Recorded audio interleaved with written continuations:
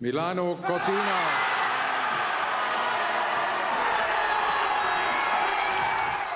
Dalla festa alla bacchettata e di quelle dure, tanto dure che nella peggiore delle ipotesi queste immagini potrebbero diventare un paradosso.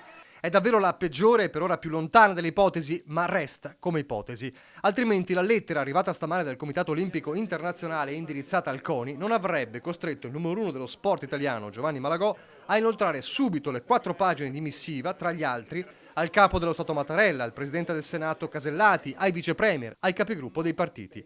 Seria preoccupazione del CIO per alcune disposizioni della legge delega sullo sport voluta dal sottosegretario Giorgetti e in discussione al Senato, che intaccherebbe l'autonomia del CONI e che, se non modificate, potrebbero costringere il massimo organismo sportivo internazionale a decidere la sospensione o il ritiro del riconoscimento olimpico al CONI stesso.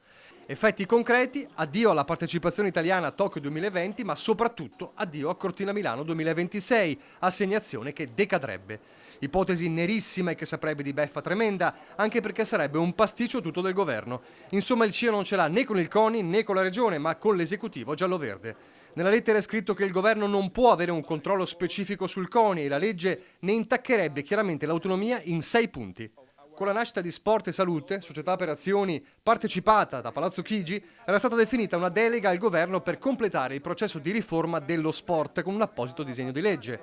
Il testo, già approvato alla Camera e ora in esame al Senato, all'articolo 1 conferma l'ampia manovra concessa al governo per l'adozione di misure in materia di ordinamento sportivo e soprattutto le molte competenze sottratte al CONI, su tutte la distribuzione di fondi, cioè soldi, alle federazioni sportive.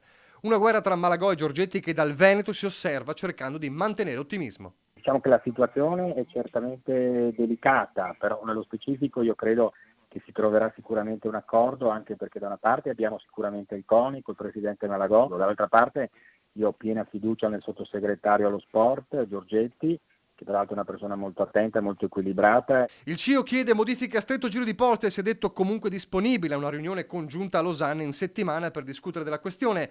Lega e 5 Stelle però sembrano tirare dritto, ma per chi assieme al governatore Luca Zaia ha lottato a lungo e contro tutti per il sogno di Cortina Milano, lo spettro di una rinuncia è pura fantascienza. Nel momento in cui si parla di molte risorse che passerebbero dal CONI a questa nuova società del governo che è Sport e Salute, ovviamente ci possono essere in qualche modo dei contrasti e si deve trovare probabilmente una mediazione.